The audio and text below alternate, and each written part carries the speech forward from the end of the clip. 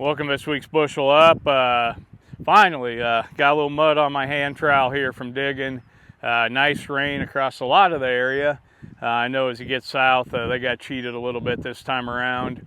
But a much needed rain. We were planting in some really poor conditions, very dry, hard time getting the moisture even at 2.25 inches. Getting ready to run some pivots, water stuff up, and Mother Nature took care of it for us. So now we fight that temptation. We start seeing the calendar tick by, worried about are we going to get it all in, and I caution everybody, let Mother Nature, the wind's blowing here today, let her dry things out, don't go in there and mud stuff in. We're not quite to that time where we need to panic and do anything crazy. So give it a little time. We got a little wind blowing today again. That seems to be a constant here this spring. See what things look like. Take your time. Like our team, we're getting everything ready to go. We got all the herbicides loaded for spraying. We've got all our seed kind of positioned so we can hit it hard if it does open up here and give us a good window. But make sure those soil conditions are good. Unfortunately with this rain, we got quite a bit in some areas, up to 6 inches, 5-6 inches. A lot of areas caught at least 3. There's a couple concerns with that. I see a little bit of washing in fields, trash residue at the bottom ends of fields that are going to take a little longer to dry out if you're not planted. That'll affect some emergence for fields that are planted, those ends. So keep an eye on that. The other thing that we see is if you strip till or something, a little bit of erosion in that strip. If you have some terrain, be aware of that.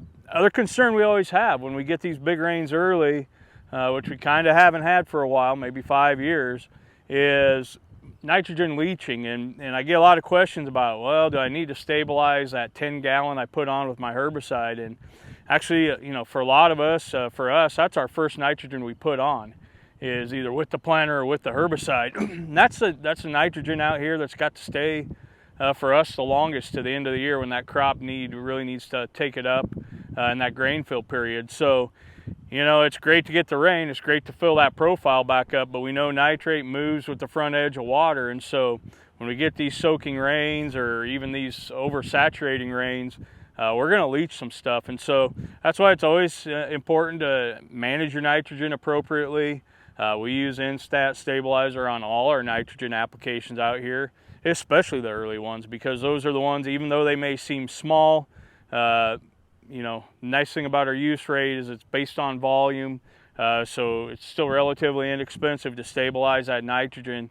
And so I know a lot of you still got that herbicide spraying to do, something to make sure you keep in the mix. No issues with mixability.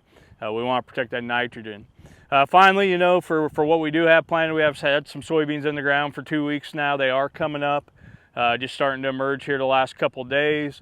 We don't like to see 2 weeks in the ground. Some of the benefit of planting beans early is they do tolerate those conditions. Looks like everything's coming. We don't have a loss, but obviously we haven't had the great, we've had a couple warm days, but not a great window.